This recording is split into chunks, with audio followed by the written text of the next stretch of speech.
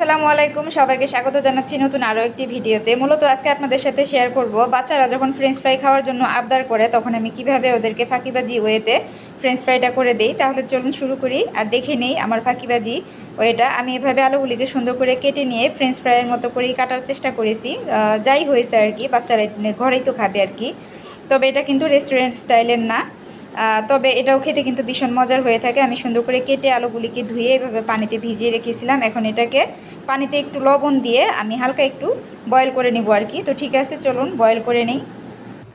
এই তো আমি কিন্তু চুলায় দিয়ে দিয়েছি। এটা বলক আসার পরে জাস্ট 1 থেকে 1.5 মিনিটের মতো আমি বয়েল করব, একদম কিন্তু নরম করে ফেলা যাবে না। তো ঠিক আছে, আমি সিদ্ধ করে নিই। এই তো এটাকে 1 থেকে 1.5 মিনিটের মতো সিদ্ধ করার পরে আমি এরকম একটা স্ট্রেনারে নিয়ে নিয়েছি আর বাতাসে রেখেছি।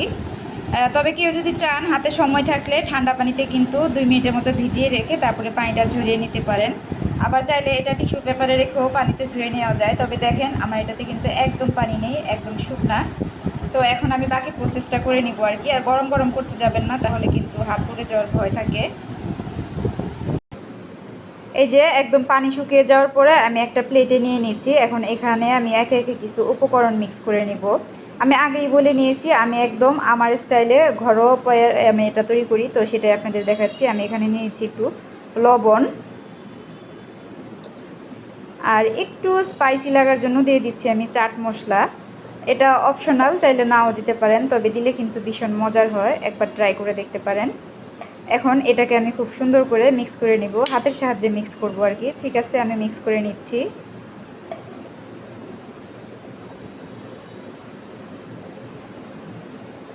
কাজটা কিন্তু আলতোভাবে করতে হবে। বাচ্চাদের ট্রাই করে এই রেসিপিটা ট্রাই করে দিতে পারেন, কিংবা নিজেরাও খেতে পারেন। এটা কিন্তু খুব ভালো লাগে। সবসময় আসলে রেস্টুরেন্ট স্টাইলে কিন্তু করা যায় না, সব সময় আসলে সময়ও থাকে না হাতে, কারণ আমরা যেহেতু সবাই ভীষণ ব্যস্ত থাকি। তো আমার এটা মেখে নেওয়া শেষ। এখন আমি এখানে দিয়ে দিচ্ছি পরবর্তী উপকরণটা, যেটা আসলে মেইন। এটা কিন্তু দিতেই হবে, এই যে কর্নফ্লাওয়ার। এখানে আমি দিয়ে দিচ্ছি এখন কর্নফ্লাওয়ার। পরিমাণটা বলছি না, যতটুকু পরিমাণ লাগে আমি ঠিক সেই পরিমাণটাই দিচ্ছি। আমি প্রথমে এখানে 3 চা চামচ পরিমাণ দিলাম। এখন এটাকে খুব ভালো করে সুন্দর করে মেখে নিচ্ছি। যদি লাগে আমি আরও অ্যাড করব। কর্নফ্লাওয়ারটা দিলে হয় কি, চেষ্টা করবেন কর্নফ্লাওয়ারটাই দিতে, আটা না দিয়ে। তবে কর্নফ্লাওয়ার না থাকলে আটা বা ময়দা দিতে পারেন।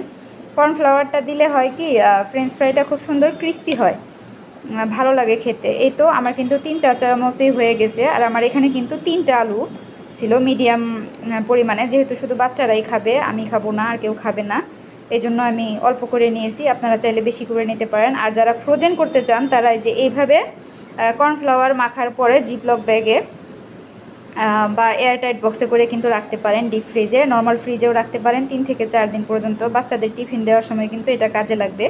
এখন এটাকে আমি ফ্রাই করে নিচ্ছি।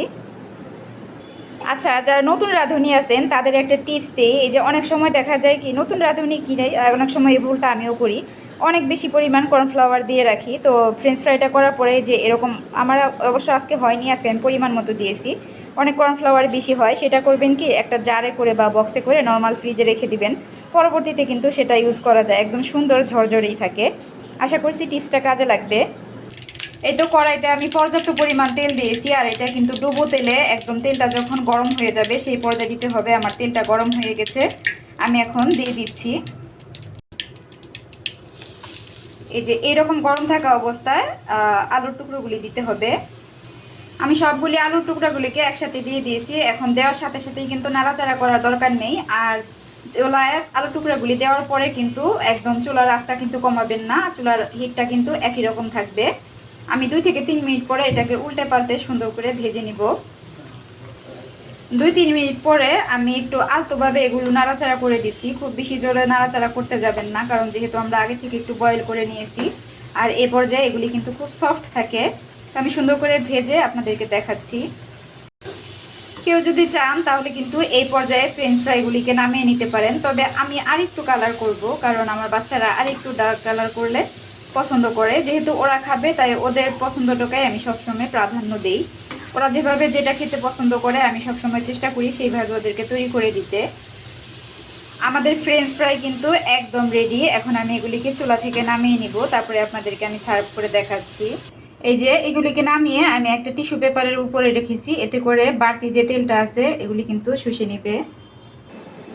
এই তো আমাদের ফাঁকিবাজি ফ্রেঞ্চ ফ্রাই কিন্তু একদম রেডি। দেখুন আমি একটু কাছ থেকে দেখাই, এটা কিন্তু একদম রেস্টুরেন্ট স্টাইল না হলেও কিন্তু তার কাছাকাছি আছে। খুব সুন্দর হয়েছে এবং একদম পারফেক্ট হয়েছে। টমেটো সসের সাথে আমি এটাকে পরিবেশন করেছি। বাচ্চারা ভীষণ পছন্দ করবে, এভাবে তৈরি করে দিতে পারেন, কোনো ঝামেলা ছাড়াই অল্প সময়ে তৈরি করে দিতে পারেন, পছন্দ করবে বাচ্চারা। রেসিপি ভালো লাগলে আমার পেজটাকে ফলো করে দিবেন, সেই সাথে আমার চ্যানেলটাকে সাবস্ক্রাইব করবেন। আবারও দেখা হবে নতুন কোনো ভিডিও নিয়ে, সেই পর্যন্ত আল্লাহ হাফেজ, আসসালামু আলাইকুম।